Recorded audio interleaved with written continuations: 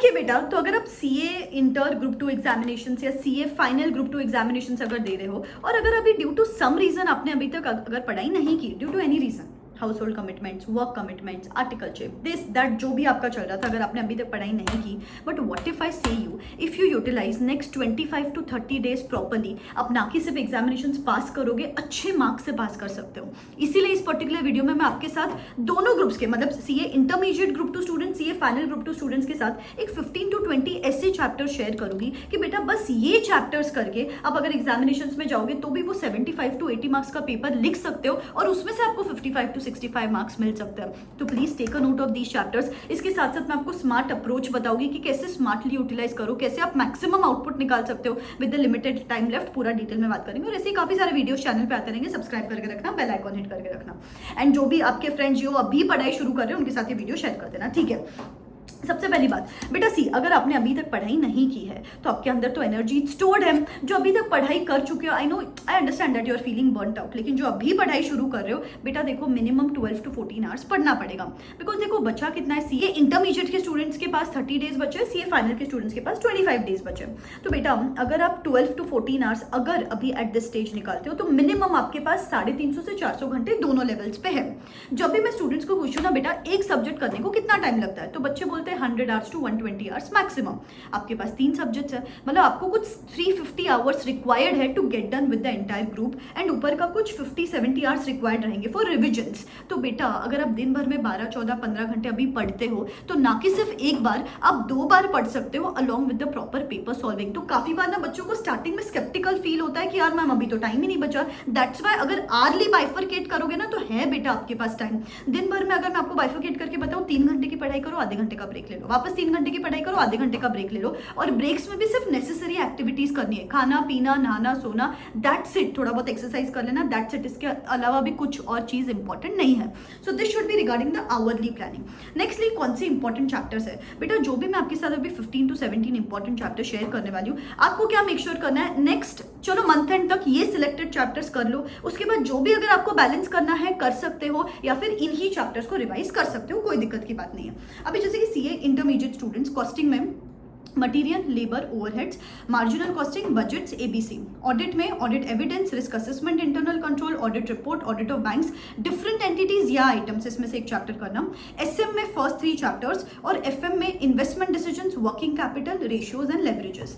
DT CA final में DT के case में PGBP, capital gains, various entities, assessment procedures, tax audit, black money act, TDS, charitable trust, tax planning, tax avoidance, NRTP, ये DT के case में chapters है। IDT के case में supply, charge, time, place, value, exemptions, ITC, registration, offences and penalties, assessment and audit, refunds और customs के first 3 chapters. IBS को कैसे पढ़ना है इसके बारे में मैं एक सेपरेट होलसम वीडियो बनाऊंगी, बिकॉज मुझे पता है आईबीएस में आपको कंफ्यूजन होता है। सब्सक्राइब करके रखना चैनल को। So these are the selected chapters जो अगर आपने इस मंथ एंड तक कर लिए, उसके बाद ये चैप्टर्स रिवाइज करो और बैलेंस चैप्टर्स आप कर सकते हो। अभी इस मंथ में एक पेपर दे देना, नेक्स्ट मंथ में एक पेपर दे देना बेटा। प्लीज पेपर सॉल्विंग को अंडर एस्टिमेट मत करो, नहीं तो काफी बार for the sake of it अपन पढ़ाई करते रहते हैं, अपने को समझ में नहीं आती है कि गलतियां कहाँ हो रही है। जैसे कि मेरा ना अभी last 25 day fresh mentorship batch begin हो रहा है for group 2 students, CA intermediate group 2 students के लिए, सीए फाइनल ग्रुप 2 स्टूडेंट्स के लिए, जहां पे मैं स्पेसिफिकली बच्चों के साथ डिटेल टेस्ट सीरीज शेयर करती हूँ, हर सब्जेक्ट के साथ टेस्ट जिसको इवेल्युएट करके देती हूँ। बिकॉज आई नो बच्चे काफी बार गलतियां करते हैं। सीए फाइनल में डीटी आईडीटी है यार, प्रेजेंटेशन मिस्टेक हो जाता है, एमसीक्यू मिस्टेक हो जाता है, तो आखिर आप गलतियां कहाँ कमिट करते हो।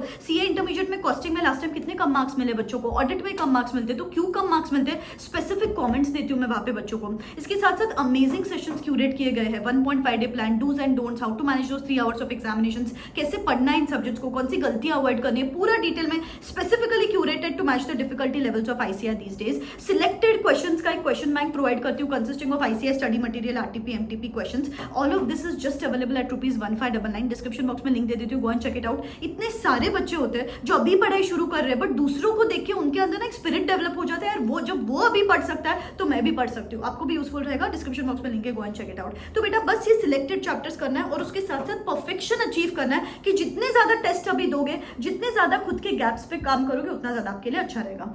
नेक्स्टली अभी देखो बेटा, अभी जैसे जैसे एग्जाम्स पास आ रही है ना, you have to make sure कि ना कि सिर्फ पढ़ाई करो, डेली रिविजन्स करते रहो। दिन भर में आपका 1 घंटा रिजर्व चाहिए। मैंने कल क्या पढ़ा था, परसों क्या पढ़ा था, नहीं तो इतने स्टूडेंट्स मुझे अभी बोल रहे हैं कि मैम पढ़ा तो था पर याद नहीं आ रहा है। तो सबसे पहले डेली रिविजन्स मैंडेटरी है।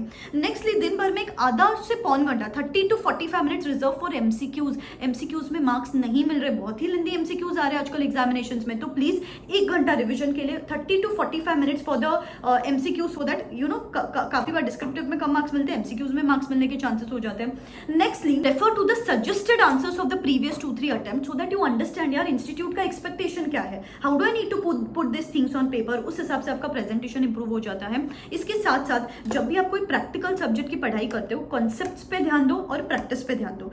जब भी आप कोई थियोरी सब्जेक्ट की पढ़ाई करते हो, लैंग्वेज पे ध्यान दो, रिटेंशन पे ध्यान दो और प्रेजेंटेशन पे ध्यान दो। डेली रिविजन्स करके 2 से 3 क्वेश्चंस तो हर चैप्टर में से आपको लिख के देखना ही देखना है। सो बेटा अगर इस तरीके से सिलेक्टेड चैप्टर्स करके 2 बार रिवाइज करके हर सब्जेक्ट के पेपर्स देके आरटीपी एमटीपी करके अगर आपने एमसीक्यूज किए, डेली रिविजन्स किए, तो कोई आपको रोक ही नहीं सकता एग्जामिनेशन पास होने से। बस अभी सीरियस हो जाओ। Comment in the comment section below, I am going to be putting in my 100% efforts in the last 25 to 30 days and let's get the ball rolling. ठीक है, all the very best, bye bye, take care.